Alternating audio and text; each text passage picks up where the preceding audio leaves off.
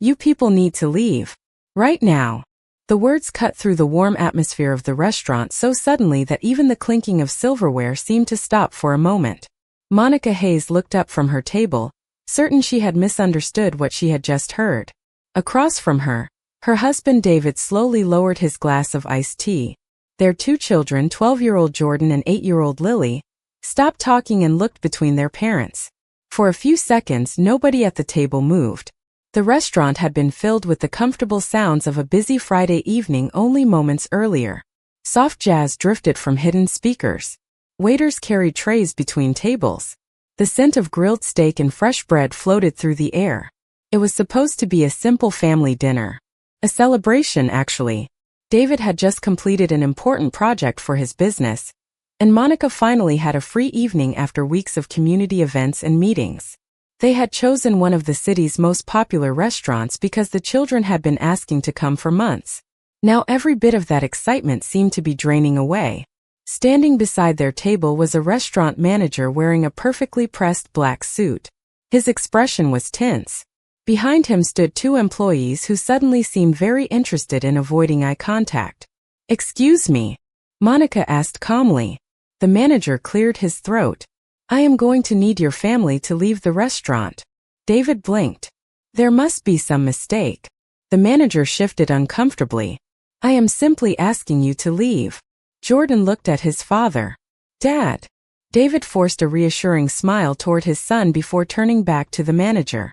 "We have been here almost 40 minutes. We ordered dinner. The kids have not even gotten their meals yet." Around them, nearby conversations were beginning to fade. People were pretending not to watch, but Monica could feel their eyes. She had experienced that feeling before. The feeling of becoming the center of a room without wanting to be. The manager folded his hands. "I understand, sir. But I need you to leave." Monica studied his face carefully. Something about the situation felt wrong. Not angry. Not aggressive. Wrong. The man looked nervous rather than confident. Almost as if he was following instructions, he did not fully understand himself. "Can you tell us why?" Monica asked. The manager hesitated. Just for a second. But she noticed. "It is restaurant policy," he finally said. David frowned. "Which policy?" No answer came immediately. The silence stretched longer than it should have. Across the room, a waitress paused near the kitchen entrance. A couple at a nearby table exchanged uneasy glances. Lily reached for her mother's hand beneath the table. Monica squeezed it gently. "Mom," Lily whispered. "Are we in trouble?" The question landed harder than anything else that evening. Monica immediately smiled at her daughter. "No, sweetheart. You are not in trouble." But even as she said the words, she noticed the manager looking toward the front entrance, waiting for something. Or someone. The restaurant suddenly felt colder than it had 10 minutes earlier. David leaned back in his chair. "We are not refusing to cooperate," he said evenly. "We are simply asking for a reason." Again the manager offered none. And then, through the large front windows, Monica noticed flashing lights reflecting briefly across the glass. A vehicle had just pulled into the parking lot.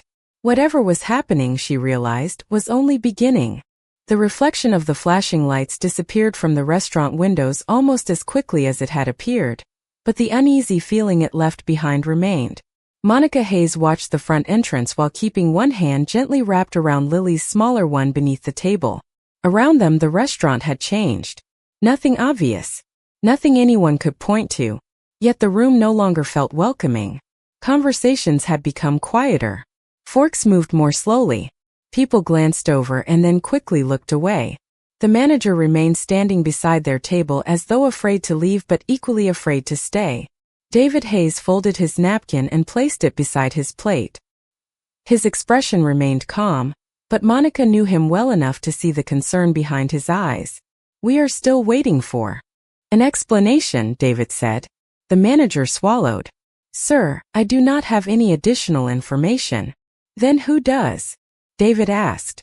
Again there was no answer. Jordan shifted uncomfortably in his seat.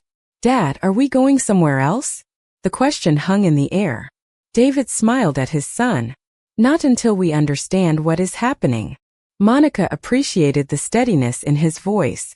The children needed that. She glanced around the dining room. Several tables had stopped pretending not to watch.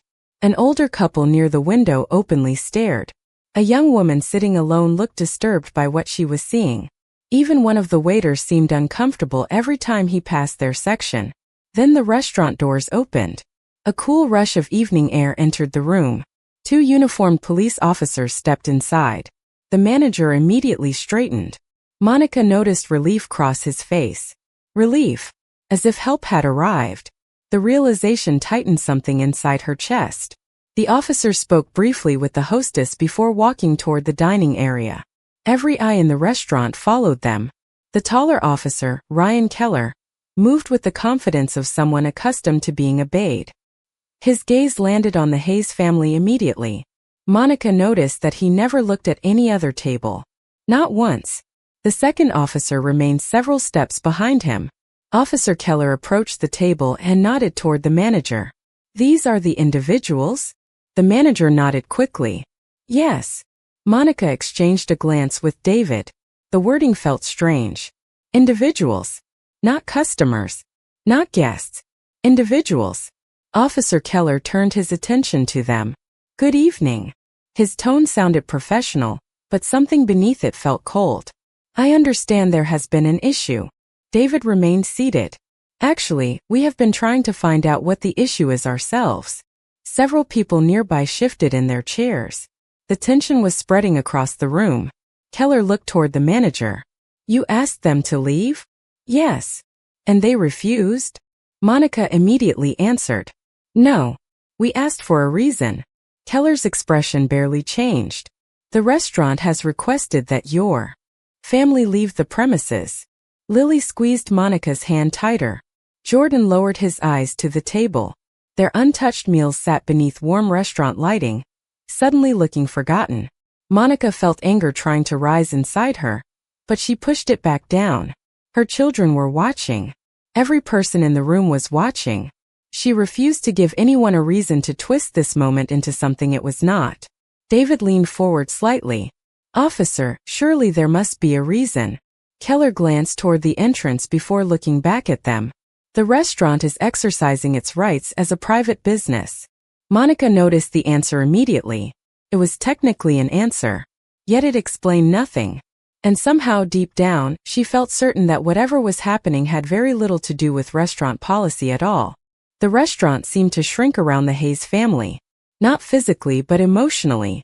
Every conversation felt quieter. Every glance felt heavier. Monica Hayes could almost hear the silence growing between the sounds of clinking glasses and distant kitchen activity. Officer Ryan Keller remained standing beside their table with his hands resting calmly near his duty belt. The manager hovered nearby. Neither man appeared angry. That was what made the situation feel even stranger. Everything was polite on the surface. Yet beneath the politeness was something hard and immovable. Monica looked at her children. Jordan stared at the tablecloth, tracing invisible patterns with one finger. Lily had stopped asking questions. She simply sat close to her mother, sensing that something was wrong even if she did not fully understand what. Monica felt her heart tighten. She had dealt with difficult people before. She had handled unfair situations before. What she hated was seeing uncertainty in her children's eyes. David sat calmly beside her, but Monica recognized the discipline behind his composure.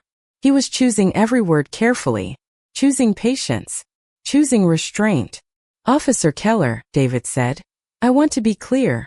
We are not creating a disturbance. We have been respectful from the beginning." Keller nodded once. "I understand." Then, "Perhaps you can help us understand why this is happening." The officer glanced briefly toward the manager.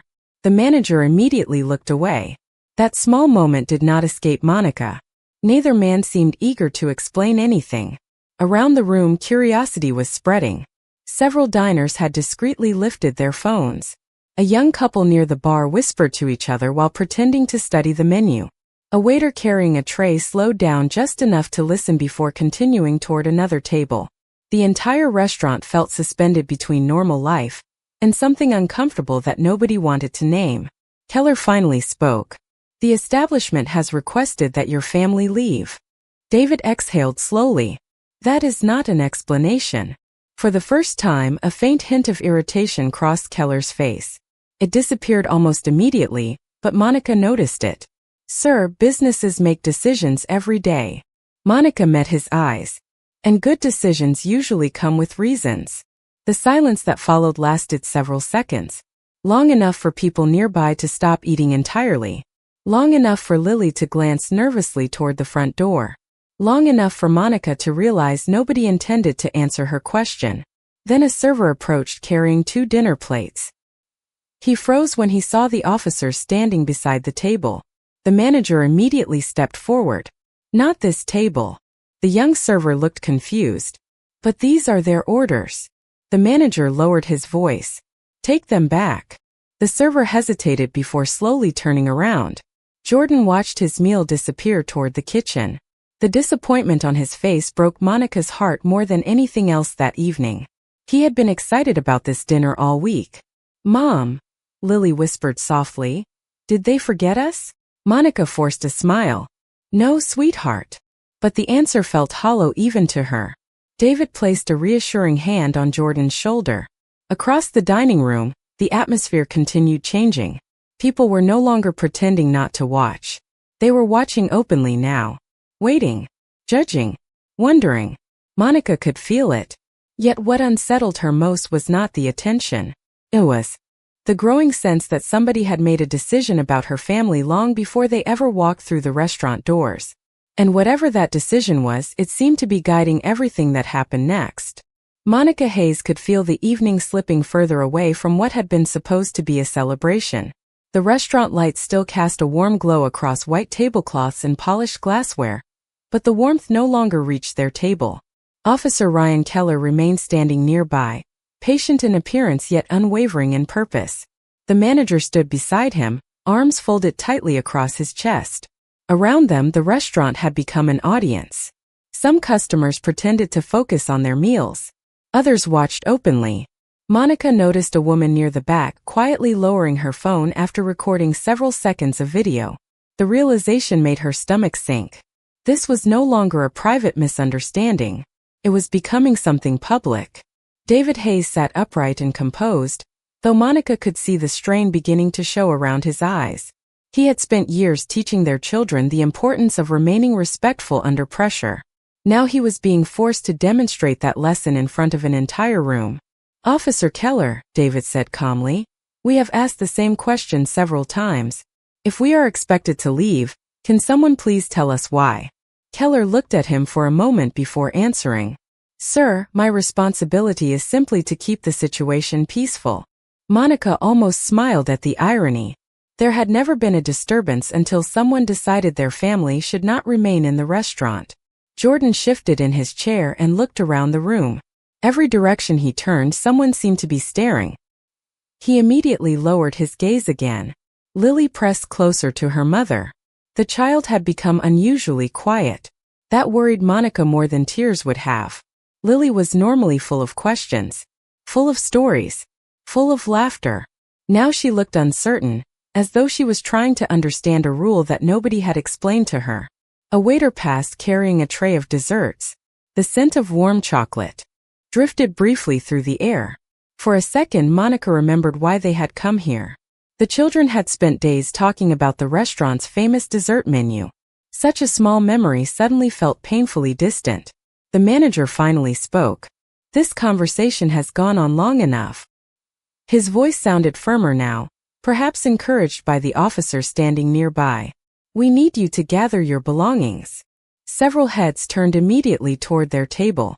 Monica noticed people exchanging looks. Even some employees appeared uncomfortable. The second officer shifted his weight slightly but remained silent. Keller stepped forward half a pace. Let us not make this more difficult than it needs to be. Monica studied him carefully. There was something unsettling about how quickly everyone seemed willing to move forward without explaining anything. As though the absence of a reason did not matter. As though her family's confusion was irrelevant. David slowly stood from his chair. The movement immediately captured the attention of the entire room. Monica saw Jordan look up in alarm. Lily tightened her grip on her mother's hand. David kept his voice steady. I am standing because I do not want my children frightened. Not because anyone has answered our question. Silence followed. Even the soft music playing overhead seemed distant. For a brief moment nobody moved. Then Monica noticed something unusual near the restaurant entrance. A hostess who had been speaking into a headset suddenly straightened. Another employee hurried toward the front doors. Several staff members exchanged nervous glances. Whatever had everyone so focused on removing the Hayes family seemed about to face an unexpected interruption.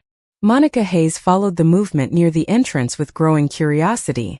The change was subtle at first. A hostess who had spent the last 20 minutes looking uncomfortable suddenly rushed toward the front doors. Two managers appeared from the back office almost at the same time. One adjusted his tie. The other checked his phone twice within a matter of seconds. Around the restaurant, employees seemed to straighten instinctively. Whatever had captured their attention was important enough to interrupt everything else. Yet at the Hayes family's table nothing changed. Officer Ryan Keller remained standing nearby. The manager still expected them to leave. The unanswered questions still lingered in the air like a heavy fog. David slowly sat back down beside Monica. He had made his point. If anyone intended to remove his family from the restaurant, they would first have to explain why. Jordan looked toward the entrance. Mom, what is happening? Monica offered a reassuring smile. I am not sure yet. It was the truth. She had spent the entire evening searching for logic in a situation that refused to provide any. Across the dining room, several customers had stopped watching the Hayes family and started watching the front door instead. A ripple of anticipation seemed to move through the restaurant. The manager noticed it too. His attention drifted repeatedly toward the entrance. Monica could almost see the conflict in his face. Part of him wanted to finish dealing with their table. Another part clearly wanted to be somewhere else. Keller checked his watch. His confidence remained intact, but even he seemed distracted by whatever was about to happen. Then the front doors opened again. Cool evening air swept briefly through the dining room. Several people entered, though Monica could not see them clearly from her seat. The crowd near the entrance blocked her view. What she did notice was the reaction. Employees immediately became more attentive. Conversations stopped. A few diners stood from their tables. The atmosphere shifted once again, but this time in a completely different direction. Not tension, expectation. The manager suddenly excused himself without explanation and hurried toward the front. Keller frowned slightly as he watched him leave. For the first time all evening, the officer seemed uncertain. Monica noticed that immediately. It was the first crack she had seen in the confidence surrounding the situation.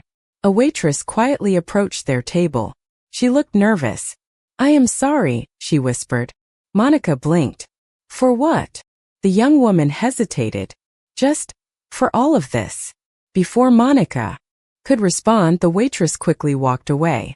The brief exchange lasted only seconds, but it confirmed something Monica had suspected from the beginning.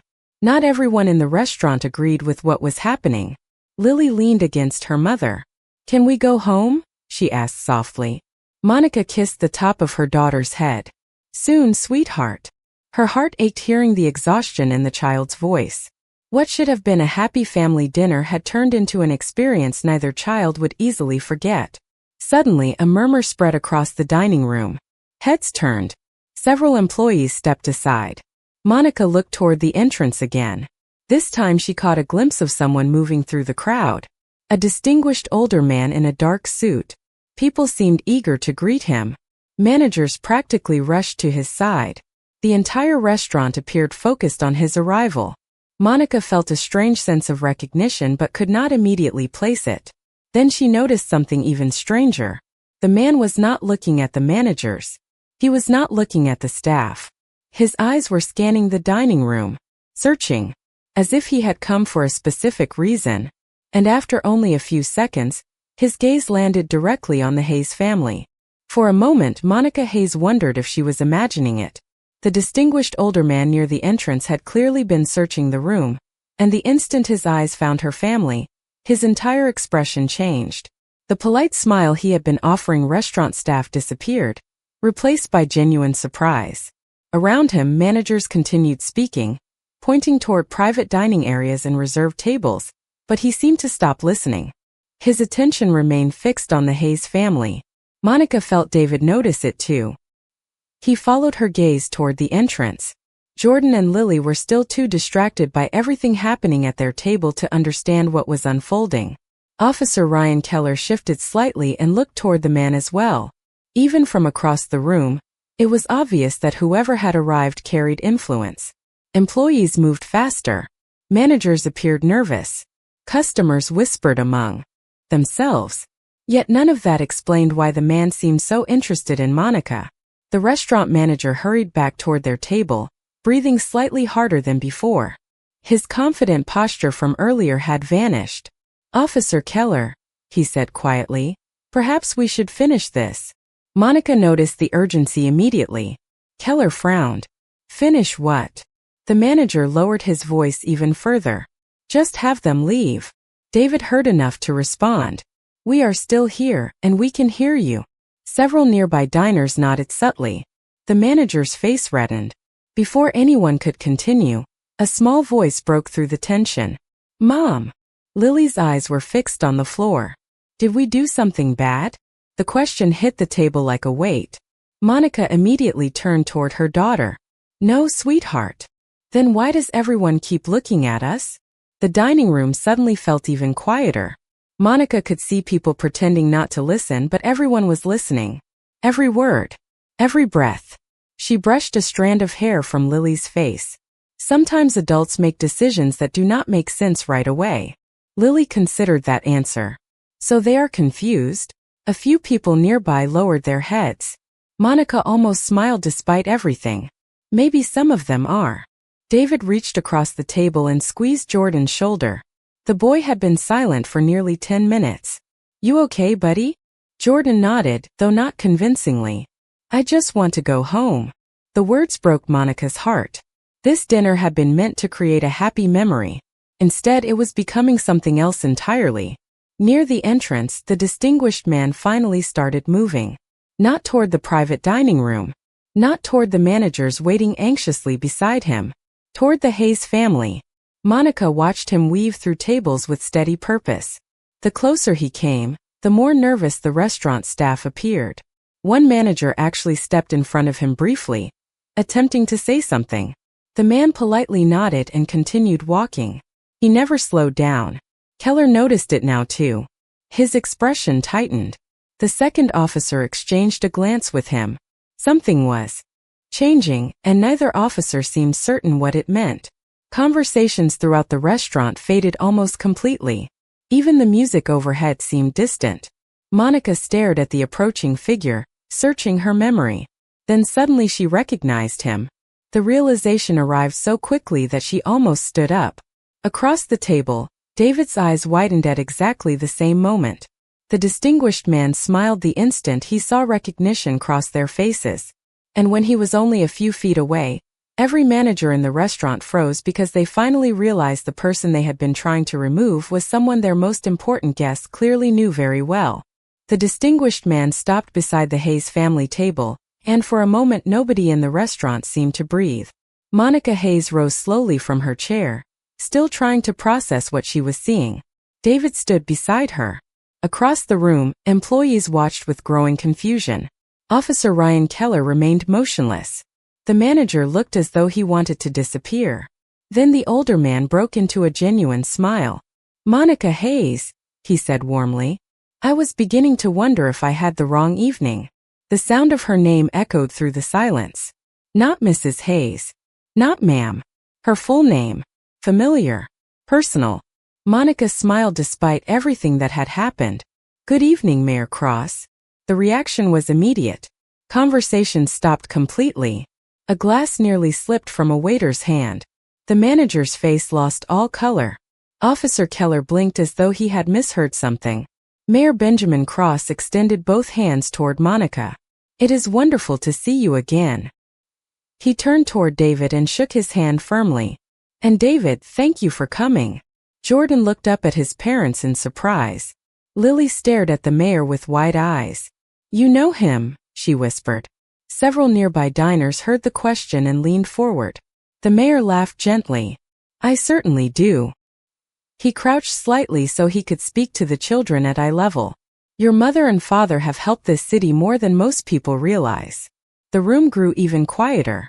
Monica noticed managers exchanging nervous looks near the entrance. One of them seemed to be speaking rapidly into a headset. Mayor Cross straightened and finally looked around the restaurant. His smile faded slightly as he took in the unusual scene. The officers, the uncomfortable expressions, the untouched meals, the crowd watching. His eyes returned to Monica. Is everything all right? The question landed heavily. Nobody answered immediately. David glanced toward the manager. Keller followed his gaze. The manager suddenly seemed fascinated by the floor. Mayor Cross noticed that too. His expression sharpened. Not angry, concerned, observant. Monica? He asked again. Monica could have told him everything. She could have described the unanswered questions, the humiliation, the stares, the confusion written across her children's faces. Instead, she simply said, "We have been trying to understand why our family was asked to leave." The words were calm, respectful, yet they seemed to strike the room harder than any accusation could have. Mayor Cross slowly turned toward the manager. Asked to leave. Nobody spoke. The silence became almost unbearable. Keller shifted uncomfortably. The second officer looked away. Several diners openly stared now. Mayor Cross waited. The manager cleared his throat but produced no explanation. I see, the mayor finally said. His voice remained controlled, but something had changed beneath it. He looked back at Monica and David, then at Jordan and Lily. The children sat quietly, their half-finished drinks still on the table. The sight seemed to affect him deeply. I was actually hoping to thank your family tonight, he said. The city council has spent weeks discussing the impact of your community education program. A murmur moved through the dining room. People exchanged surprised looks. Mayor Cross continued speaking naturally, unaware that every sentence was transforming the atmosphere around them. Hundreds of local students have benefited from your work. He smiled at David. And your scholarship initiative has helped even more. The manager's shoulders visibly sagged. Officer Keller's confidence was gone now, replaced by growing uncertainty. And for the first time all evening, Monica realized that the truth was finally beginning to enter the room. The effect was immediate. The atmosphere that had been pressing down on the Hayes family all evening suddenly began shifting in the opposite direction. Monica Hayes could see it happening table by table. People who had watched silently now looked uncomfortable. Some lowered their eyes. Others glanced toward the manager and Officer Ryan Keller, waiting for an explanation that still had not come. Mayor Benjamin Cross remained standing beside the table, unaware that every word he spoke was dismantling the assumptions that had fueled the entire situation. The city would not have reached half of its education goals without Monica's leadership, he continued. And David's mentorship programs have changed the lives of countless young people. Jordan looked up at his father with surprise. Lily's eyes widened. Hearing their parents praised by the mayor seemed almost unreal to them. David shifted uncomfortably in his chair. Public recognition had never been something he enjoyed. Monica was much the same. Neither of them had spent years serving their community for applause. Yet tonight the truth carried a different purpose. It was finally forcing people to see them as human beings instead of assumptions. Mayor Cross looked around the table. I was actually hoping to discuss a new partnership with both of you tonight. He smiled warmly. That is why I came personally. A murmur swept through the dining room. Several customers exchanged shocked looks. One woman quietly put away the phone she had been using to record. Near the entrance, restaurant employees stood frozen. The manager appeared completely lost. His earlier confidence had disappeared. Monica almost felt sorry for him. Almost. Officer Keller cleared his throat. It was the first sound he had made in several minutes. The mayor turned toward him politely. Good evening, officer. Keller nodded. Good evening, sir. The difference in his voice was impossible to miss. Earlier he had spoken with certainty. Now every word sounded cautious, measured. Mayor Cross glanced between the officer and the Hayes family. There's some misunderstanding here. Nobody answered immediately. The silence stretched across the room. Monica noticed that even the second officer seemed uncomfortable. Finally, David spoke. His voice remained calm despite everything. "We were asked to leave the restaurant." Mayor Cross blinked. "Asked to leave? Without any explanation?" Monica added gently. The mayor looked genuinely confused. "Without an explanation?" He turned toward the manager. "Surely there was a reason." The manager opened his mouth, closed it, then opened it again. Nothing came out. The entire restaurant watched him struggle. For the first time all evening, Monica noticed uncertainty spreading through the crowd instead of judgment. People were beginning to ask themselves the same question she and David had asked from the beginning. Why? Why this family? Why tonight? Why had nobody been willing to explain anything? Mayor Cross studied the manager's expression carefully. Then his gaze shifted toward the children's untouched meals. The plates had never returned. Jordan's dinner was still missing. Lily's meal had never arrived. The mayor frowned. Have these children even eaten? No one answered. A waitress near the kitchen looked down immediately. The question seemed to strike the room harder than any accusation. Lily quietly rested her head against Monica's shoulder. The sight softened the mayor's expression. He looked back at the family and said, "I think we need to fix this." For the first time all evening, Monica felt the tension in her chest begin to loosen. Not because a powerful person had arrived. Not because public opinion was changing. But because someone had finally asked the question that should have been asked from the very beginning. What really happened here? And judging by the expression spreading across the restaurant, the answer was about to become impossible to avoid. The question lingered over the dining room long after Mayor Benjamin Cross asked it. What really happened here? Nobody seemed eager to answer. The restaurant that had been filled with quiet judgment only minutes earlier now felt trapped inside its own silence. Monica Hayes watched faces carefully. Employees looked nervous. Customers looked confused. Even Officer Ryan Keller appeared uncertain for the first time that evening. The confidence that had carried him through every previous conversation was gone. Mayor Cross remained standing beside the table, waiting patiently. He was not demanding answers. He was simply expecting them. Somehow that made the silence even heavier. The manager finally cleared his throat. "There appears to have been a misunderstanding." The words immediately drew attention from every corner of the room. Monica noticed several diners exchange skeptical looks. A misunderstanding? After nearly an hour of unanswered questions? After police involvement? After two frightened children sat wondering what they had done wrong? The explanation felt painfully small. Mayor Cross tilted his head slightly. "A misunderstanding?" The manager nodded quickly. "Yes, sir. An unfortunate misunderstanding." The mayor's expression remained calm. "Can you explain it?" Once again, the manager struggled to find words. Monica almost felt embarrassed for him. Almost.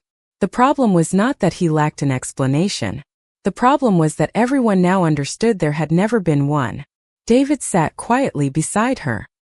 He had no interest in humiliating anyone. Monica knew that. Yet neither of them intended to rescue people from the consequences of their own decisions. The truth could speak for itself. Nearby, Jordan looked between the adults. His confusion had slowly been replaced by curiosity. Lily remained close to Monica but no longer seemed afraid. The arrival of the mayor had changed something for both children. Not because of his title, because somebody had finally treated their family with dignity. Mayor Cross turned toward the officers. "Gentlemen, what information were you given when you arrived?" The second officer glanced toward Keller before looking away. Keller answered carefully. "We were informed that the restaurant wanted the family removed." "For what reason?" the mayor asked.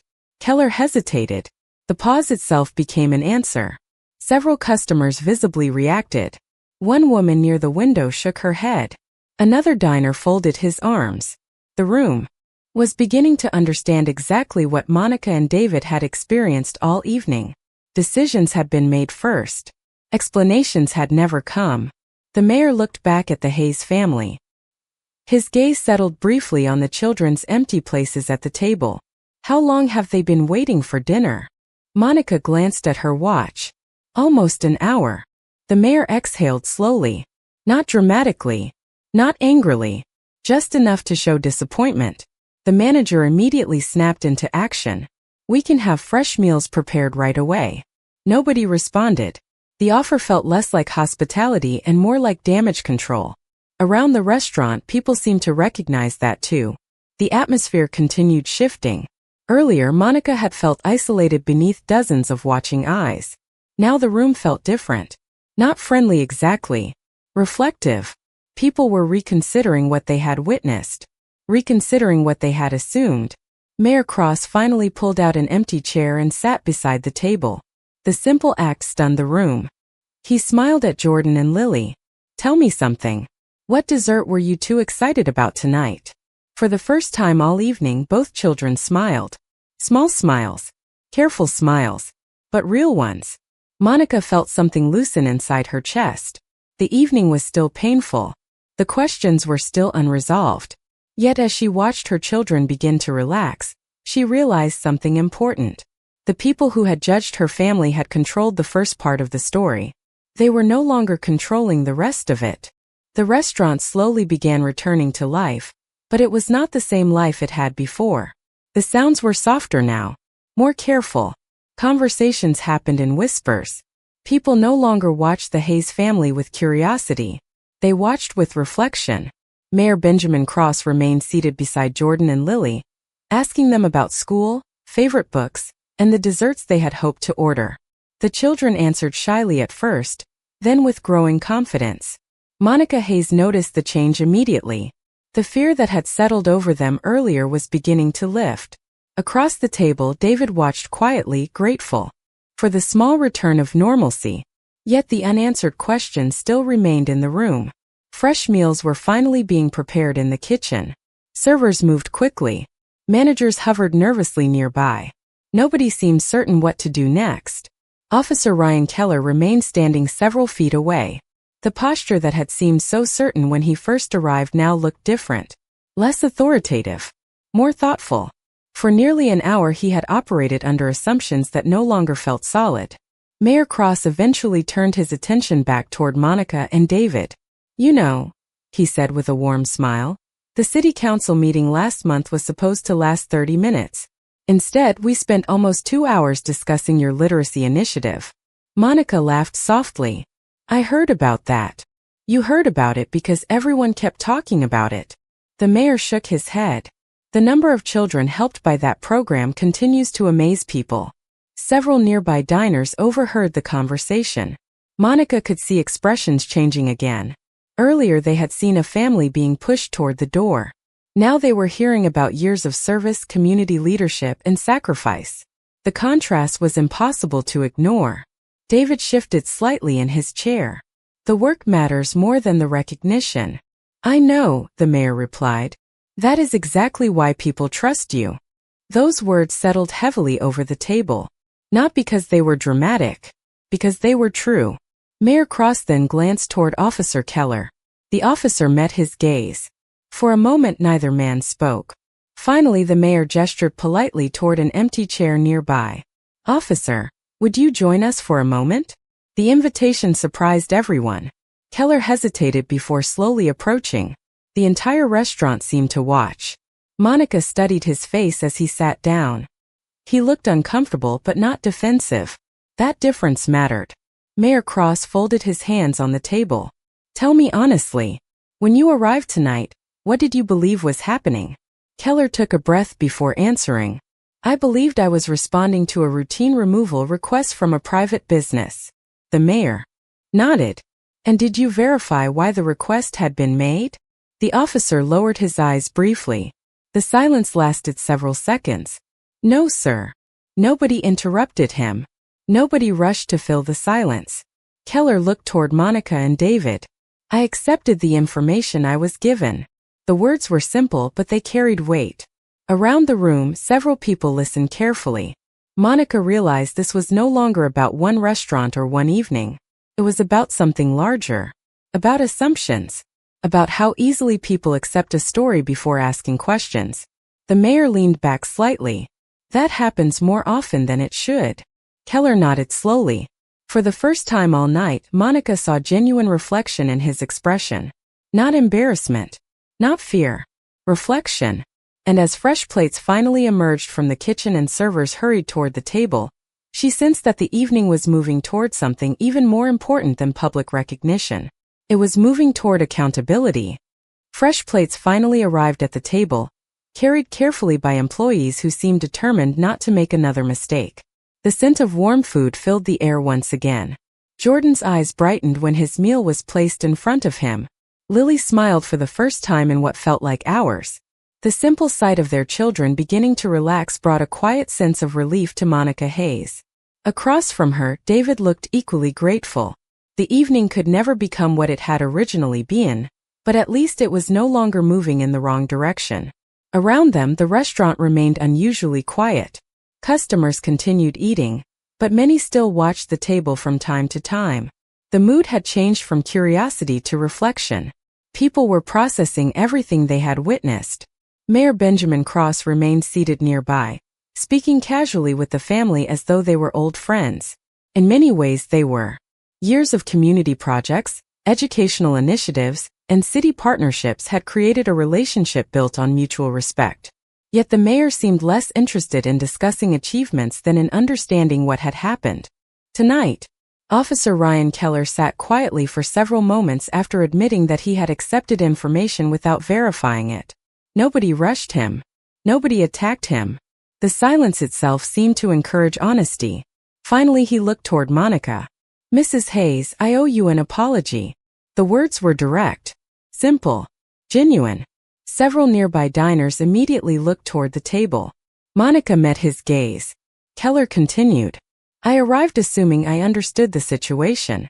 I never stopped to ask whether the information I received was accurate.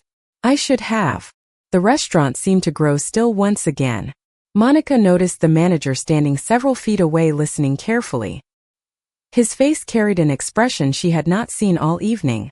Regret. Not fear of consequences. Actual regret. Keller lowered his eyes briefly before continuing. "I also failed to recognize how this experience affected your children." Jordan looked up from his plate. Lily listened quietly. The officer nodded toward them. "For that, I am especially sorry." The sincerity in his voice surprised Monica. Earlier she had seen only certainty. Now she saw someone confronting a mistake he could no longer ignore. Mayor Cross remained silent, allowing the moment to unfold naturally. David folded his hands together on the table. "The difficult part is not the apology," he said calmly. "The difficult part is understanding how easily assumptions become decisions." Several people nearby nodded without realizing it. Keller absorbed the words carefully. The manager stepped forward at last. His voice trembled slightly. "Mr. Hayes is right." Every eye in the room shifted toward him. He swallowed hard. "I made assumptions tonight." The admission seemed to cost him something. "And once I made them, I looked for reasons to justify them instead of questioning them." Monica could hear the honesty in his voice. Not polished. Not rehearsed. Honest. The manager looked directly at her. "Your family deserved better." Silence followed. The kind of silence that comes when people finally stop defending themselves and start telling the truth. Mayor Cross leaned back slightly and glanced around the restaurant. The room felt different now. Earlier it had been divided between observers and targets. Now it felt connected by a shared lesson nobody had expected to learn over dinner. Jordan quietly took another bite of food. Lily smiled at something the mayor said. Monica watched them and felt her heart grow lighter. Accountability had finally arrived. Not because someone powerful demanded it. Because the truth had been allowed to speak. And sometimes the truth was powerful enough all by itself. The weight that had hung over the restaurant for most of the evening finally began to lift. Not all at once. Not dramatically.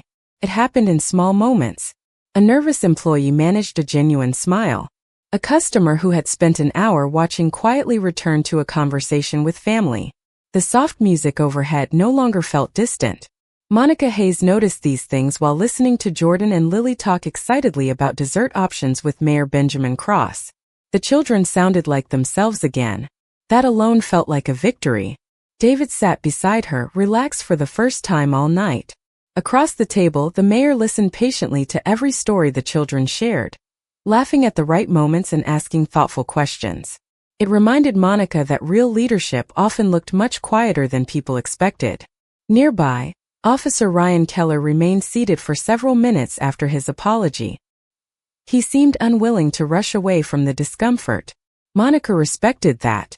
Many people prefer distance once they realized they had made a mistake. Staying required more courage. Eventually Keller looked toward Monica and David again. "I cannot change what happened tonight," he said, "but I can learn from it." His voice was steady. There was no attempt to defend himself. No effort to explain away his decisions. Just honesty. David nodded. "That matters more than people think." Keller absorbed the words carefully. The manager stood nearby listening. The embarrassment on his face remained visible, but something else had joined it. Determination. The determination of someone who genuinely wished he could go back and make a different choice. He stepped forward once more. "Mrs. Hayes," he said quietly. "Mr. Hayes, I hope someday you will give us another chance to earn your trust." Monica looked at him for a long moment. Earlier in the evening she might have answered differently. Earlier she had been protecting frightened children while strangers watched her family with suspicion. Earlier she had felt invisible. But now she saw something important. The manager was no longer protecting his pride. He was accepting responsibility. There was a difference. Monica smiled gently. "Trust takes time." The manager nodded immediately. "I understand. But people can improve," she added. The relief that crossed his face was almost painful to watch. Around them, several diners quietly returned to their meals. Others continued listening. The entire restaurant seemed connected by the same lesson. Assumptions were easy. Understanding required effort. Mayor Cross glanced toward Monica with an expression of quiet approval. He knew exactly what she was doing. She was choosing grace without ignoring the truth. That balance was not weakness. It never had been. Jordan suddenly looked up from his dessert menu. "Mom." Monica smiled. "Yes. Are we staying?" The question made several people nearby laugh softly. Even Keller smiled. Monica reached over and squeezed her son's shoulder. "Yes, we are staying." Lily grinned immediately. The simple joy on her face seemed to brighten the entire table. A few minutes later desserts arrived. Warm chocolate cake. Vanilla ice cream. Fresh berries. The children reacted as though nothing difficult had happened at all. Monica watched them carefully. Children had a remarkable ability to return to hope when given the chance. As conversations slowly resumed throughout the restaurant, and the evening settled into something calmer, Monica realized the story was no longer about being asked to leave. It was about what happened after. It was about people choosing whether to cling to assumptions or grow beyond them. And judging by the atmosphere now surrounding the table, growth had finally begun.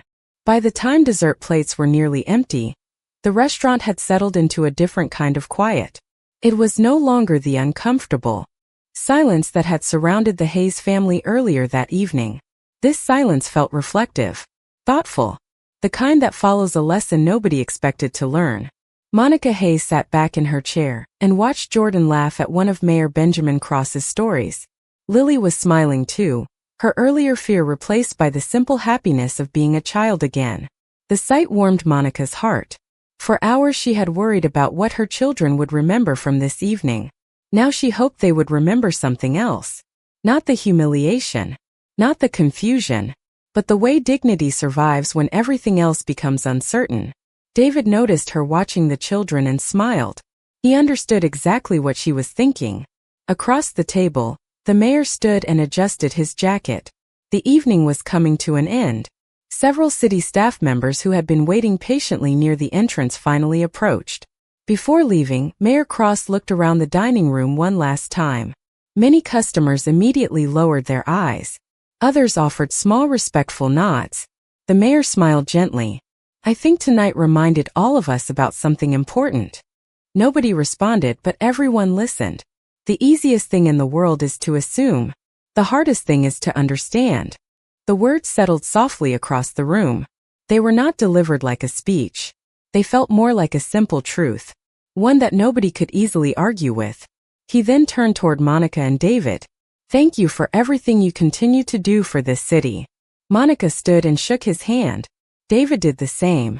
Jordan and Lily received warm goodbyes before the mayor slowly made his way toward the exit. This time people noticed him leaving. Yet many seemed more interested in watching the family he had come to see. After the mayor departed, the restaurant remained unusually quiet for a few moments. Then life gradually returned.